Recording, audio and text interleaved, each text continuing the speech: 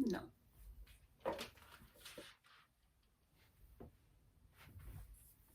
Hello everybody, welcome or welcome back. Today I'm doing a very random recommendation video. This has kind of just come out of nowhere because I feel like usually an album based recommendation would be done around the time the albums come out, but I wasn't making videos when Midnights came out, and it just so happens to be my favourite Taylor Swift album. I wanted to do a video basically just specifically recommending books based on the songs on Taylor's Midnights album. No need to continue faffing about. Let's get straight into it. First song, opening the album strong, Lavender Haze. I love that song. Not off to a strong start book recommendation wise, because I genuinely could not pinpoint a singular a good recommendation. Overall impression I get from the song is like the safe, comforting feeling of being in love, and how outside opinions, outside whatever chitter chatter, gossip doesn't matter because you're so in love. And I could have probably tried to find a book that kind of just like slightly fit, and it was just like they're in love. But I did do some research online. I had a look at some other people's opinions. A lot of people were recommending Lessons in Chemistry. I can't remember the author, I'll put it up. Specifically referencing the line, "No deal, that 1950 shit they want from me." So I might have to give that book a whirl because that sounds pretty interesting. But yeah, first recommendation not off to a great start because I can't actually like put my stamp of approval on that, but I saw some trusted sources saying it. So let's just get that out of the way. Now we've got recommendations personally from me for all the other songs. So the next song in the album is Maroon. For me, this song is like looking back at a relationship that ended, and it was really kind of a painful ending because the relationship felt so important and so real, and like that could be forever. Yeah, and just like looking back and kind of finding it like hard to understand hard to comprehend in your mind how close you were to that person, how much you cared about that person, and the fact that you had to like give that up. My recommendation for that song is Happy Place. I honestly did struggle with this song as well, just because I feel like I struggle more with the songs that feel really specifically like this could be the concept for a book. Like this is already pretty solid. But Happy Place, we're following Harriet and Wynne, and they have been in a really long-term relationship, like 10 years I think they were together, and they're in the same friend group, and their friend group meets up every summer at a like beach house, lake house, whatever. But this summer they just so happen to have broken up. Nobody else knows. They kind of have to pretend to still be in a relationship. Specifically for the song though, I feel like Harriet really doesn't understand what happened with the relationship. She looks back at it and she's like, okay, this was my person. How did this all fall apart? And that's got to be really painful. That's got to be really painful. Looking back at a relationship and being like, I could have married you, we could have been together forever, but we aren't together anymore. And what does that mean? Like, how is that something that I have to begin to digest? So the next song in this album is Anti-Hero. It pretty much is in the title. Feeling like you're the villain, feeling like you could be the problem. It's me, hi, I'm the problem, it's me. I picked two books for this, specifically Addicted to You. I'm gonna go with that first because this is my main pick. So this book is about Lily and Lo. They are both from really wealthy families, and they have been best friends since like childhood. They've been best friends for as long as, you know, you can think about it. But all their family thinks that they're dating, and they think they've been dating for a really long time. They live together, like from outside they are in this long-term relationship. The reason for that is because they both have really bad addictions. Lily has a sex addiction and Lo has a really bad alcohol addiction, and these are things that like really hinder their quality of life, and they have to lie to everybody they love, everybody they know, to kind of hide these addictions, and they can only really rely on each other, keep their addictions a secret and be able to continue to like have these addictions and not have anybody try and meddle with them. Lyrics that I specifically picked up that I felt like really connected to the book: I should not be left to my own devices, they come with prices and vices, I end up in crisis. Babe, they are vices and they are in a crisis. I wake up screaming from dreaming, one day I'll watch as you're leaving and life will lose all its meaning.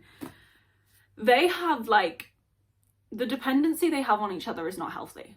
Shall we just acknowledge that right now? The dependency they have on each other in this book is not healthy. Did I mention that this is a really long series? It's a really long series. This is just the first book. Yeah, this is definitely giving, I know that I'm the problem. I know that I'm the problem.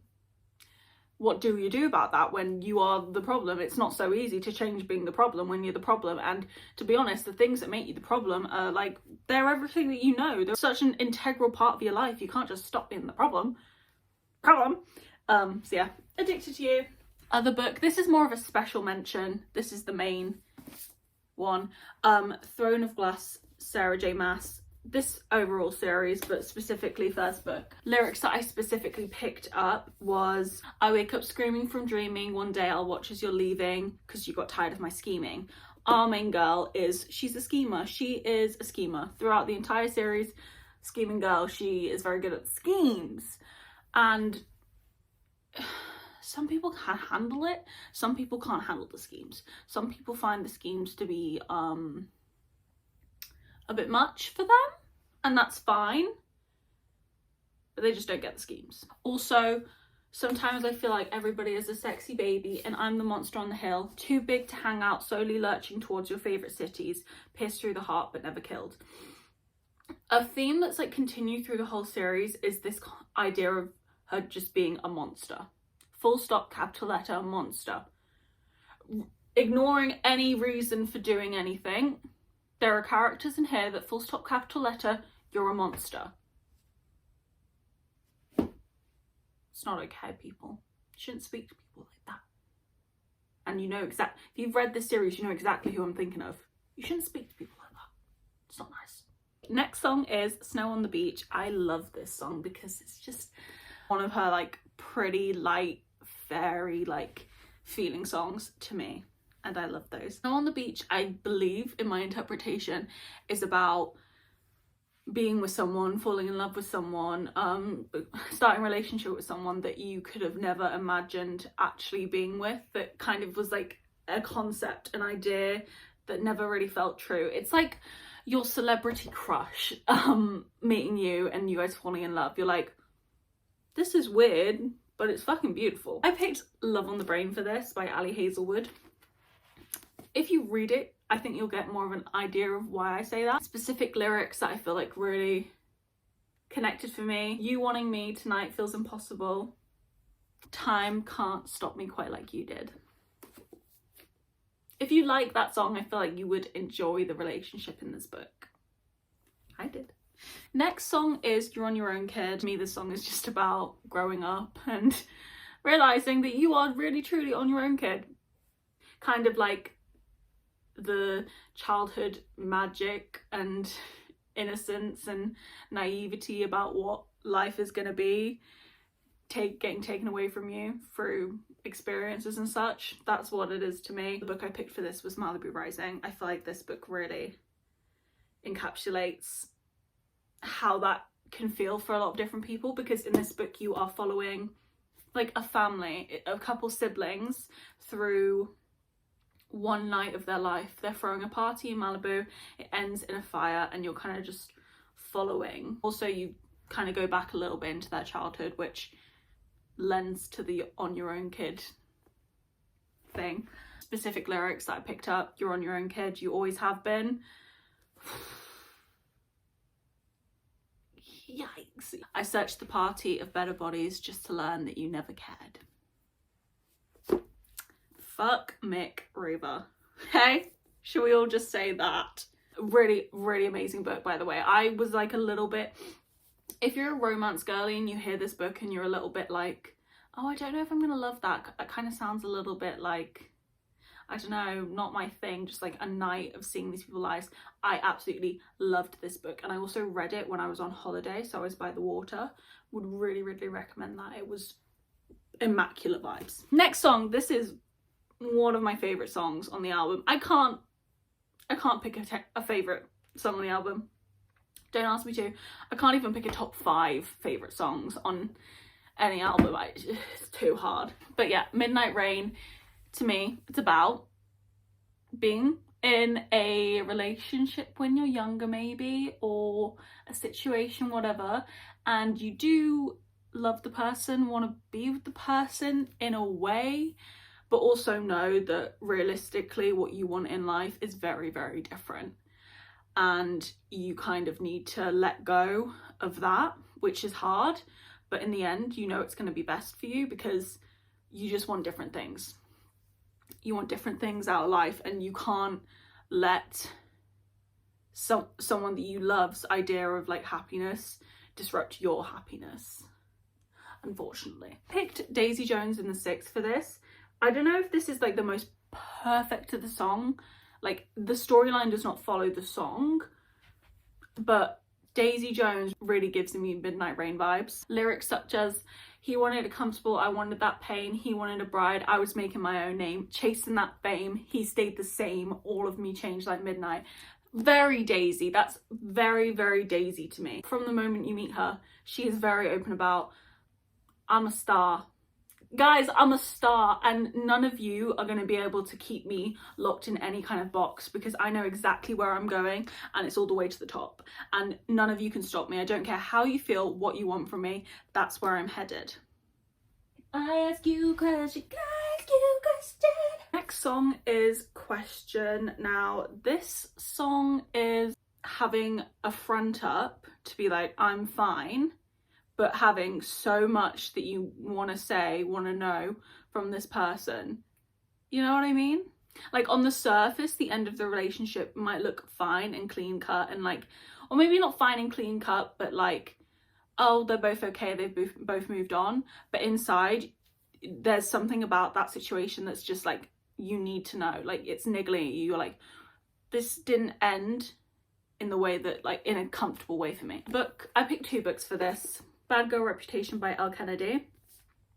I picked this specifically for the lyric. I swear that it was something, because I don't remember who I was before you painted all my nights a colour I've searched for since. This is part of an interconnected standalone series, and there's one book before it, and you kind of see the guy in that book, and you feel that sense of like there's a past relationship that's like hanging over him, that's kind of like, that has painted all his nights a colour he's been searching for since. You really feel that. And then you get to this book, you see them coming back together, and all of these unanswered questions that I'm sure both of them have had of why it ended, what happened, is kind of being worked out in this. You've got Genevieve, who has recently come back to her hometown, I think for her mother's funeral, and she left pretty suddenly, and what she left behind was a heartbroken ex-boyfriend called Evan, and yeah, that's something to work out, because Evan is not best pleased with her leaving him like that. The song gives me unfinished business, and this gives unfinished business. Honourable mention again, Magnolia Park's Long Way Home. I feel like this is the third book in like the entire Magnolia Parks universe. Second book that's BJ and Magnolia's story. So we have the first book of their relationship, and it is just carnage. It is absolute carnage, back and forth, weird, crazy, silly. This book is just the continuation of that, and Question is correct, because it's constant with these two of like, will we, won't we, do you love me, do I love you, do you like him, do you still want me, do I still want you, blah, blah, blah. Oh my god, if there was ever a question to be asked, it was in this book, and it just gives me the same vibes as the song. Okay, next song is Vigilante Shit. Upon first listen of the song, it does give like cringe, like girl boss. By now, by the how many listens I've listened, who fucking knows how many listens I've listened, that's good English. I really love the song. I think it's fun. It makes me like But yeah, it's basically about being in your villain era. About not starting shit, but she can tell you how it ends. She's not going to get sad, she's going to get even. The book I picked for this was Queen of Shadows by Sarah J Maas. Yes, this is the 5th book, I believe, in a series. The entire series gives vigilante shit energy. This book specifically, though, I feel like really emphasizes I don't start shit, but I can tell you how it ends, okay? Very much don't get sad, get even. Don't get sad, get even. Because lately she has been dressing for revenge, and I can't tell you anything more because it's the 5th book in a series. Bad recommendation, I know, but I can't help my truth. I can't help that. This is my truth. The next song is Bejeweled. This is one of my favourites. When I was at uni, I would sing this all the time. Like, I'd just walk around my uni house like, best believe I'm still bejeweled when I walk in. And all of my flatmates would make fun of me. And every time I came in the room, it was, bejeweled, bejeweled, I'm so bejeweled. So I have a deep connection to this song. It feels like what's it when you like walk in a room and a song starts playing? That's what it is for me, apparently. The peanut gallery starts singing is what happens. Bejeweled to me is kind of just about coming out of a relationship where you know that your partner forgot who you were. They forgot what they had. They took you for granted. And you're ready to get back out there and show them exactly who you are. Unravel Me by Becca Mac. Yeah, so this is the 3rd book in an interconnected standalone series. You do not have to read all of them though if you don't want to, in my opinion. I've read the first one, I DNF'd the second, and I read this one. I loved the first one. Obviously I DNF'd the second. I loved this one. So honestly, I think you could pick it up wherever you wanted to. This book is about Adam Lockwood. Hockey player. Yes, this is a hockey romance series. He is, poor guy, he's been unlucky in love. And in this book, he is getting lucky in love. Specifically why Bejeweled is Adam's song, in my opinion, is because in some of the previous books we see his ex, and you best believe she forgot exactly who she was dating. Mr. Adam Lockwood. Lyrics that really give Adam to me. Didn't notice you walking all over my peace of mind in the shoes I gave you as a present. Adam. Because he's such a sweet honey cutie pie. He didn't notice her walking all over his peace of mind in the shoes he gave her as a present. Don't put me in the basement when I want the penthouse of your heart. Adam, he wants love. That's something that is just from the start. It's not like a hockey romance where it's like, I'm a bad playboy and the girl's gonna come and she's incredible and I love her now and I'm not a playboy anymore. No, Adam wants to be in love. The relationship that he was in previously, he'd been in since school. Like, he is a lover boy through and through. He just needs to find the right girl. And he's struggling to do that because all the people he's meeting want to be with him because he's Adam Lockwood, hockey player. Not because he's sweet Adam cutie pie baby. Poor thing. And also, by the way, I'm going out tonight because at the start of the book, Adam is in his party girl hoe era, which I love for him. He's out there looking for love, but he's having fun doing it. I love Adam. He's such a sweet cutie pie. Becca Mac really does kill it with the book boyfriends. Like, she really eats it up.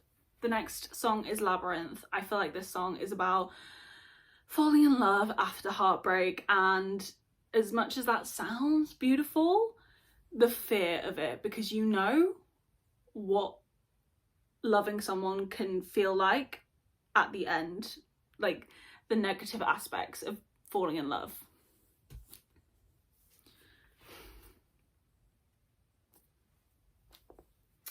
Happy Ever After playlist by Abby Jimenez. This is also part of an interconnected standalone series. It's the 2nd book. I have not read the first book. I don't want to read the first book. I'm gonna need to. I do own it. The reason I don't want to read the first book would become very, very obvious if you were to read this book. it's gonna be sad and traumatic for me and make me feel bad.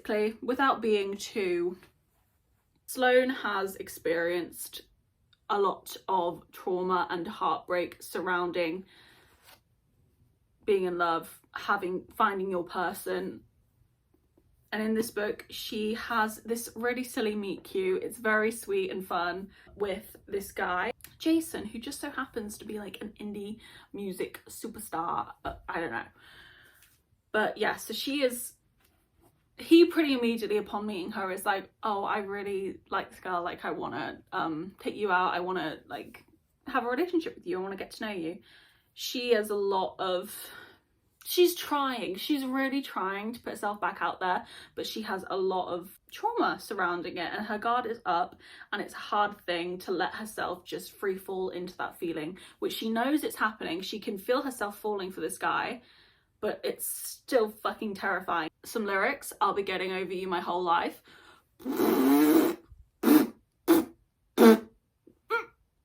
I'll cry. Uh-oh, I'm falling in love. Oh no, I'm falling in love. Oh, I'm falling in love. I thought the plane was going down. How'd you turn it right around?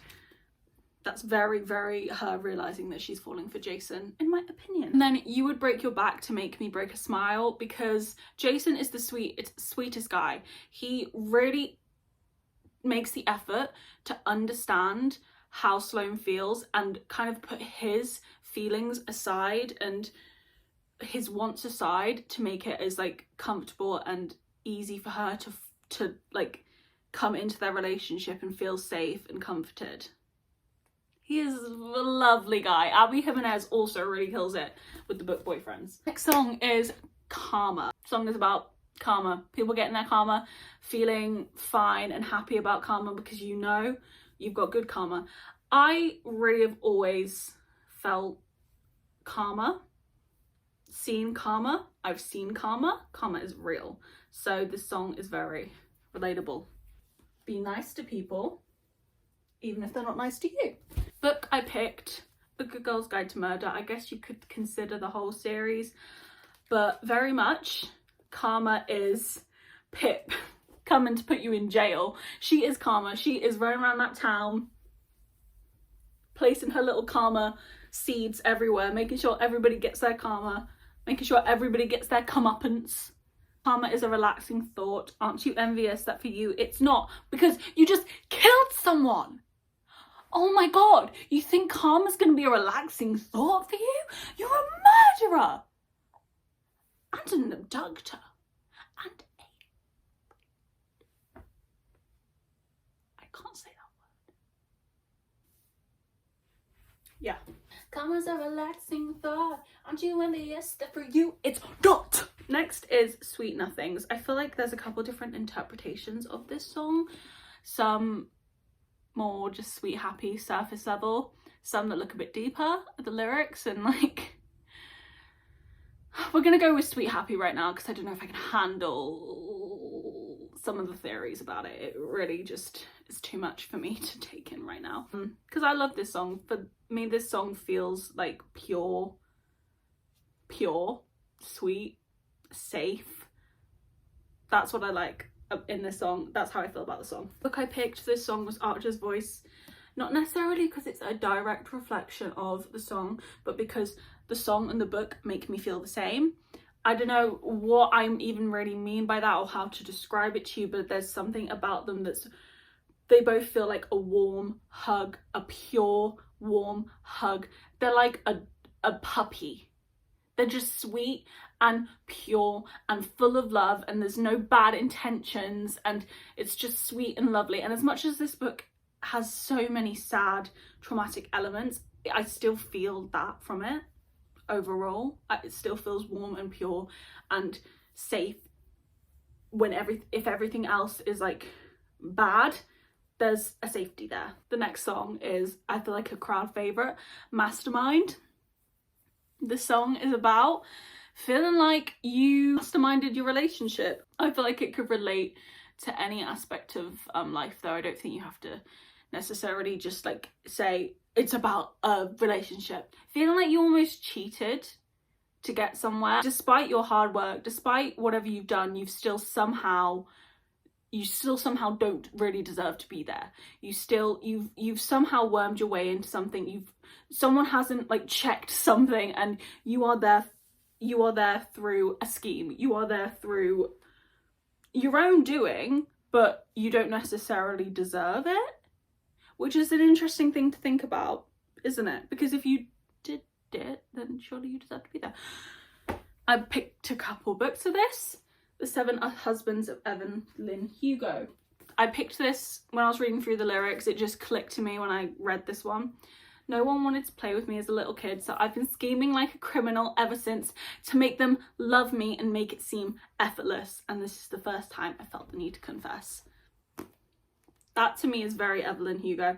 Evelyn, so this book is basically about the life story of a Hollywood icon, Evelyn Hugo, and this reporter's talking to her, writing a book about her life, and they're just going back through her life story. And yeah, it gives me mastermind vibes. I feel like Evelyn Hugo she also gives me anti-hero vibes as well. She's a very like decisive, is that the right word? You don't know how you necessarily feel about her. She's not a simple person that you can put in a box of good or bad. But she is definitely a mastermind, in my opinion. I also picked Kiss the Sky and Feel the Fire.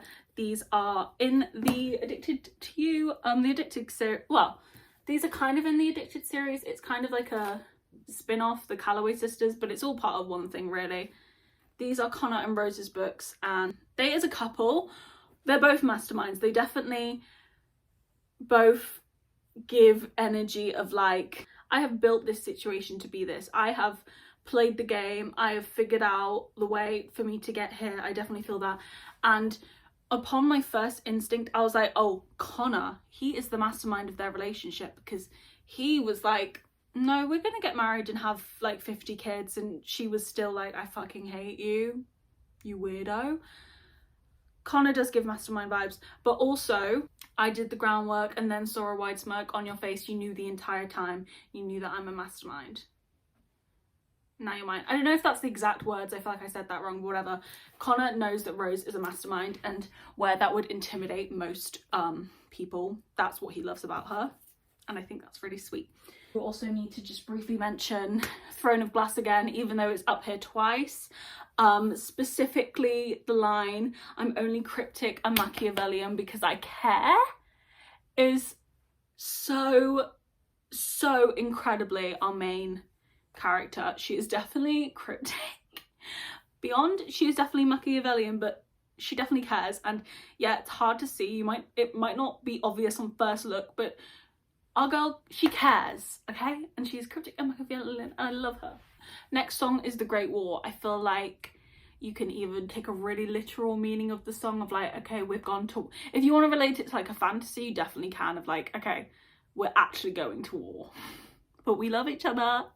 But like in a more literal world sense, I feel like it's probably about the breaking point of our relationship of, are we gonna keep being together? Are we gonna be together forever? Is this it? Are we gonna get over this massive hurdle, or is this gonna be the end? Because if we get through this, there's nothing that can break us up. There's nothing that can stop us. But like, this is gonna be a hard one. Like, this is the Great War. I went for a more literal sense of it, to be honest, because I couldn't find a book that went for the more like real life idea of it. But I went for Divine Rivals. The duology, both books I feel like give Great War. Without spoiling the book, the lyrics that really connected to me was, my hand was the one you reached for all throughout the Great War. I vowed I would always be yours because we survived the Great War. Whether or not those things are able to happen, who knows? But it's definitely the vibes. That's definitely what you feel from the relationship. You feel that's how they feel. If they can get through this, yeah, they're gonna be together forever.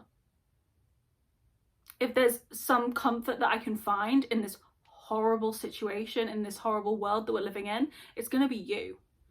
That's what these books give me. The next song is Bigger Than the Whole Sky, and I actually can't get into it because every time I even think about the song, I start to cry, because even right now I'm gonna start to cry because it is heart. No, I have black eyeliner on, I can't. Okay, there are theories surrounding the song, there are things that you can just gather from listening on your own. To boil it down, because I just can't get into it because I can't, I will sob. It's about losing a loved one. Yeah, if we're just basically going losing a loved one, that's the concept. The Dead Romantics deals with that, I think, quite nicely, in quite like a palatable way that isn't overwhelmingly sad, because I don't like to be, I want to be able to read about these things that like are real and hard, and I like seeing other people's interpretations on situations like that. I feel like it helps me understand my own emotions on things, and I feel like The Dead Romantics talks about grief and loss in a way that I could read without like just bawling. Move on, because I am 2 seconds away. 2 seconds away. Pep it up. Let's bring the energy back. Who put Paris after this song? I'm so sorry. I'm so confused. Okay, Paris was another song that I really struggled with because I absolutely adore this song. There's a couple Taylor Swift songs that to me are the perfect example of love. Maybe I mean that in the way it's the example of like what I would want love to be, like a romantic love, because obviously there's lots of different aspects of love and types of love, but something about Paris just feels, oh, it makes me want to go, I just love it. I really struggled to pick a book because that feels like a big title to give a book, like this is just love.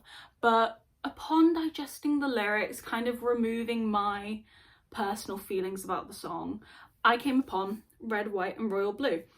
I didn't love this book. I thought it was a good book, but I did not love it. I do think this book really captures the parts of the song that are kind of referring to like the beauty of privacy in a relationship and not having to like plaster your love for everybody to see to prove that it's real, that there's like a purity and truth in just keeping that between you and your partner, and you don't need to prove to anybody else how you feel, how you care, because they know, and that's all that you need. That's all that is even means anything. Yeah, lyrics for this: privacy sign on the door, on the page, and on the whole world, romance is not dead if you keep it just yours. Very much this book, I feel. I don't actually have a physical copy of the book that I'm recommending for the next song, but the next song is High Infidelity. This song is, again, another like really a full-formed story in itself. It's hard to put it onto different ones because it's already got so much detail. To me it's basically being in a relationship, like a marriage, with someone who it's like the stereotype of like stay-at-home wife, husband goes off to work, doesn't really think about her at all. She's there at home and he feels very much like, I pay for everything and that's it. I don't need to give you any more than that because I pay for everything and you live in my home. I have given you everything basically. And how that could feel for the wife who is unfulfilled in every aspect of her life, of that relationship, and meeting someone new who kind of fills those aspects, who like cares about you, who wants to show you love, who understands that there's more that you need than just that. I did not go along that theme for my book recommendation. My recommendation is Say You Swear by Megan Brandy. I love this book. It is about a girl, I forget her names because I don't have the book on me, and she has basically been in love, obsessed with her brother's best friend. She just wants to be with him. She's like, that is my guy, I want him. And he definitely gives that energy back. Clear that he feels the same way, but he won't do anything about it because he cares more about his relationship with her brother. He ends up hurting her, really hurts her, and another guy comes in who kind of builds her back up a bit, and she sees what a relationship should be like, what love should be like, and he sees what he's lost. And yeah, lyrics. Do you really want to know what I was April 29th? Do you really want to know how he brought me back to life? Headphones on and burn my city. That's very the start of the book. Just completely destroy me and ignore that you've done it. Just completely destroy me and ignore. Just forget that. Whatever, it's fine, by the way, who cares? Glitch. I feel like this song is about going from friends to friends with benefits to being in love. That's what the song is to me. It tells the story of being like, this was meant to just be fun. That was my goal here, to just like have a little bit of fun, and suddenly we're in love. How does that happen exactly?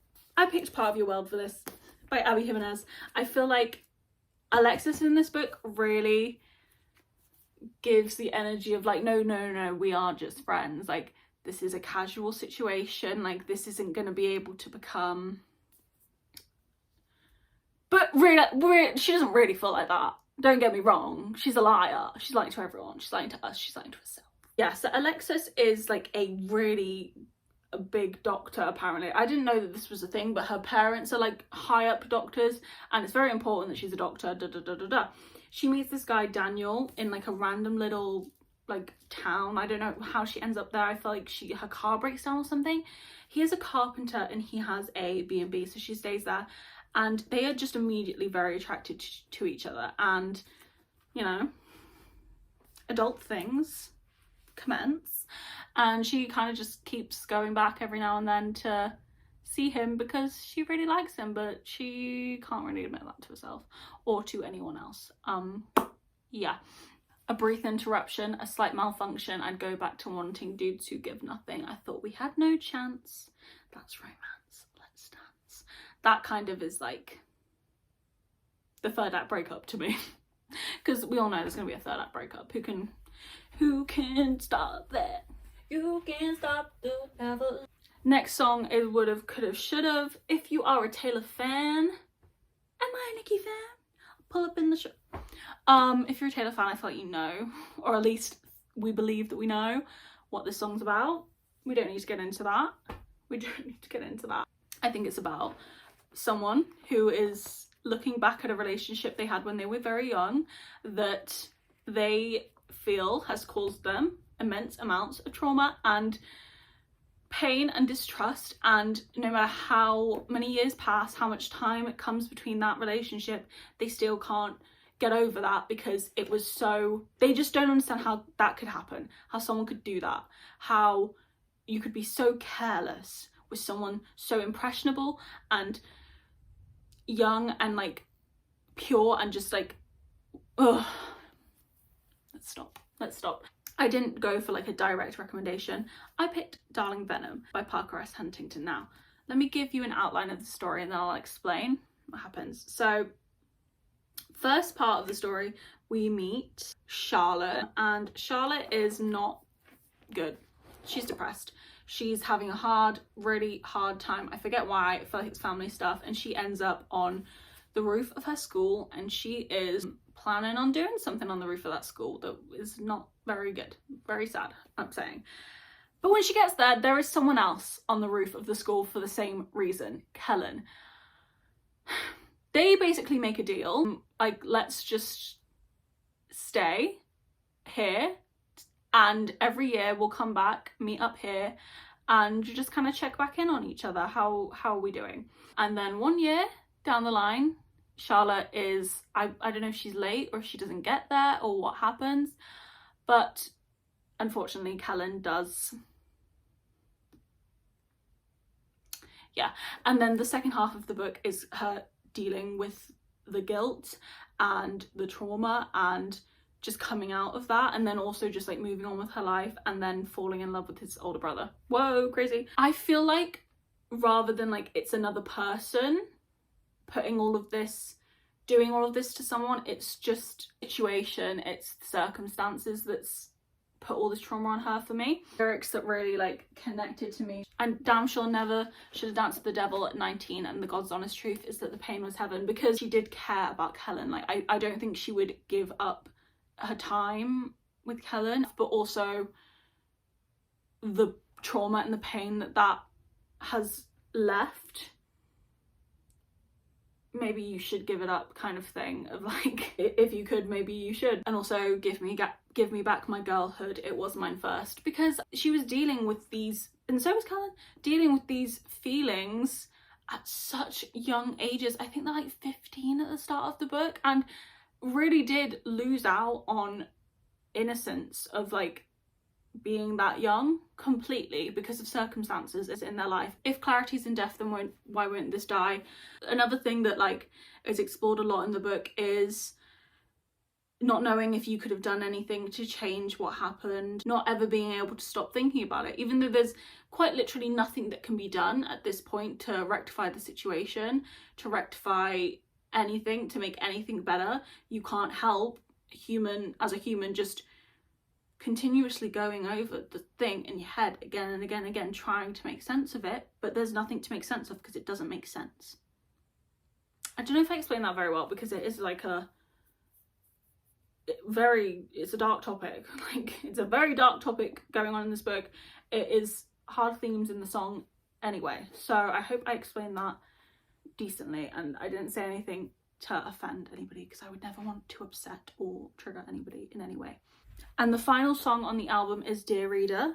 This is another song that I really struggled to find a book for, because as you can tell from the title, Dear Reader, it's like an author, for example, the songwriter, whatever, Taylor in this situation, kind of giving you all of these little pieces of advice, all of these little like words of wisdom to try and like, don't make the same mistakes that I did, don't let the same things happen to you that happened to me, but also then kind of acknowledging in the chorus, I am in no position to give anybody advice, like I'm a mess. Ended up on Was Everything I Know About Love by Dolly Alderton. I've not actually finished this yet, I really need to finish it, but I've read enough of it to know that this book gives me the same vibes. I feel like Dolly in this book, she's just telling you all of these experiences in her 20s, positive, negative, things that she looks back fondly, things that she looks back like, why did I do that? Why did that happen? And I feel like the point of the book is you can learn from her experience and take from life, but then also acknowledging like, I'm not a perfect person. I've made so many mistakes, and who knows if my advice like actually has any merit, because I'm still, even with all of this experience, I still don't really have a clue. I feel like that's the thing of this book, but I haven't finished it yet, so I could be wrong, but yeah. And then I also picked a book which kind of just made me think as a reader about like, when I was reading it, I couldn't stop relating it back to myself or relating it to like the world around me or whatever. I feel like that kind of matches well with the song, because the song does lend to like, here are these little situations like, dear reader, when you aim for the devil, make sure you don't miss, that you can apply to your own life. And I feel like this book, A Study in Drowning by Ava Reid, a lot of things that I read in this book from Effie's perspective, I could either relate to or could understand or have seen before, and I don't know, it's really made me think about my own life, and it connects to this song for me for some reason. The idea of reading something and being like, yeah, I see that every day, I see that, I feel that, I've experienced that. So we're following a girl called Effie. She is a architecture student, I believe, at a college, a very prestigious college, but she wants to be in the English literature department, but because she is a woman, unfortunately a woman, she cannot study there. They say no, we don't want you. She ends up though applying for this, I don't know, scheme, job, I don't know what you would call it, to design the house, like redesign, I believe, the house of her favorite author's like family home. And she obviously takes up on that because is something that she's really, really interested in. She loves this author. She's very connected to his book. And yeah, things I pulled out of this book were like the women in academia aspects. Those really stood out to me. And just like men being horrible. Classic. Oh, it's just the best. That is going to be all my recommendations. I really hope that you enjoyed that and that some of those connected for you, resonated with you. If you enjoy these songs, I do think you would enjoy the corresponding book and you should give it a try. Thank you so much for watching. I really, really, really appreciate it as ever.